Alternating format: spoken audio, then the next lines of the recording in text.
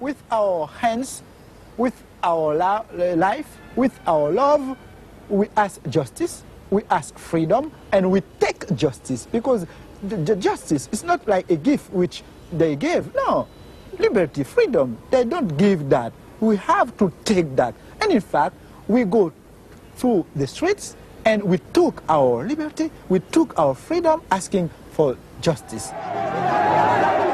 The Roman Catholic hierarchy has never forgiven Father Aristide, the legally elected president of Haiti, whom it regards as a base heretic.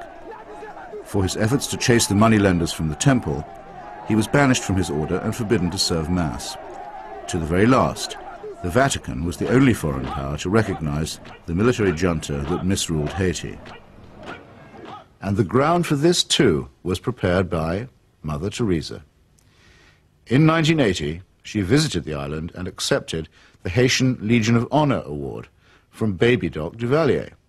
She found much to praise in his corrupt, dynastic regime, telling astonished reporters that she had, quote, never seen the poor people being so familiar with their head of state as they were with the Duvaliers.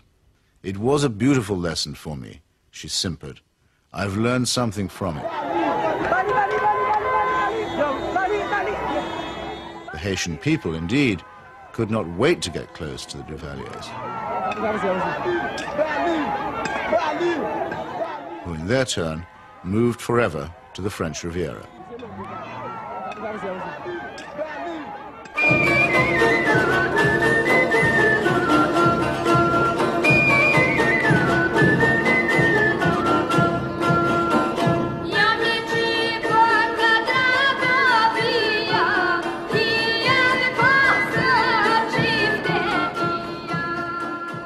Mother Teresa admires the strength of the powerful almost as highly as she recommends the resignation of the poor. When she visited her motherland of Albania, she appeared to take seriously St. Paul's notorious assertion that the powers that be are ordained of God. The Albanian authorities had proclaimed the world's first officially atheist state. They had persecuted all forms of worship except that of their leader, Enver Hoxha. No whit abashed, Mother Teresa laid a bouquet on Hoxha's tomb.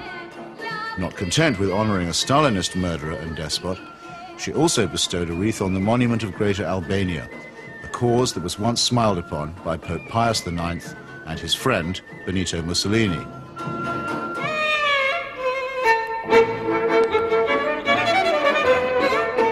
Albania is, for secular reasons, quite rich in orphans. So there was ample scope for an orphanage specialist to praise the institutions of the regime while keeping silent about its victims.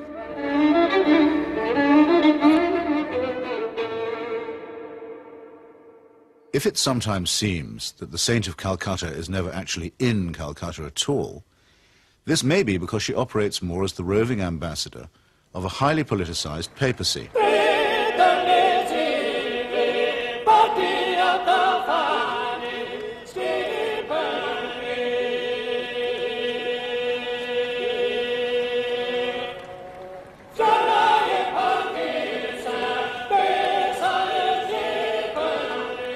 Vatican foreign policy has taken her from the shores of Lebanon, where the Roman Catholic militia perpetrated the mass murder at the Sabra and Shatila camps, to Nicaragua, where the Cardinal was the patron of the Contras, to Armenia, where she helped Mother Church gain a foothold in the Soviet Union. In return, the present Pope is known to have placed her on the fast track for canonization. This is the kind of politics in which she does indeed get involved. Sometimes when I think of Mother, I wonder if I've done just right. Though I'm many miles away, I can almost hear her say, "Where's my wandering boy tonight?" Robert Maxwell's genius for self-promotion made a nice fit with Mother Teresa's talent for fundraising. It became hard to decide which of the two was using which, or was it both? Ever since I In the United States, Mother Teresa accepted well over $1 million from Mr. Charles Keating, a right-wing Catholic fundamentalist and anti-pornography crusader who was also a California savings and loan tycoon. Mr. Keating's problem was that he was using other people's money. He's now behind bars after the greatest scandal in American financial history. But while he was flying high, Mother Teresa flew right along with him. She got the use of his private plane. He got a personalized Mother Teresa crucifix, which he used to store up treasure on earth. Let's get him out of here. Why should the missionaries of charity have such a special vocation for work among the rich? And does Mother Teresa pick frauds because they need her help more than the honest billionaires? It's not a question that she's ever answered, but then, in the prevailing atmosphere of piety and adoration, it's not a question that she's ever been asked.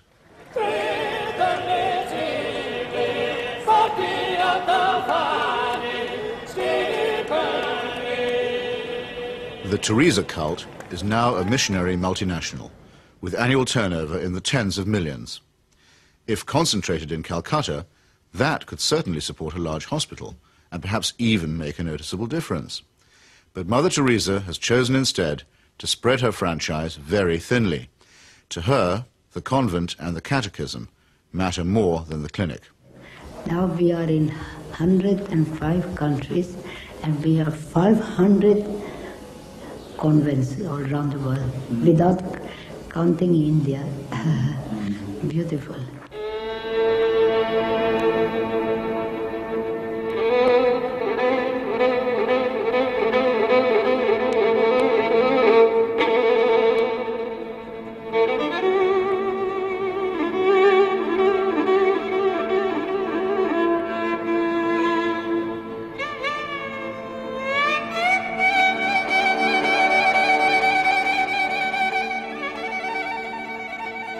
Modesty, simplicity, humility. By these canonical keywords, we are taught that we may recognize saints. Yet Mother Teresa regards herself as mandated by heaven, which is hardly modest. She lends spiritual solace to dictators and to wealthy exploiters, which is scarcely the essence of simplicity. And she preaches surrender and prostration to the poor, which a truly humble person would barely have the nerve to do. When she speaks about private or public morality, opposing family planning, for example, or defining abortion as quite literally the greatest threat to world peace, she takes on the grim and tedious tones of the zealot and the fanatic. In a godless and cynical age, it may be inevitable that people will seek to praise the self-effacing, the altruistic, and the pure in heart. But only a complete collapse of our critical faculties can explain the illusion that such a person is manifested in the shape of a demagogue, an obscurantist, and a servant of earthly powers.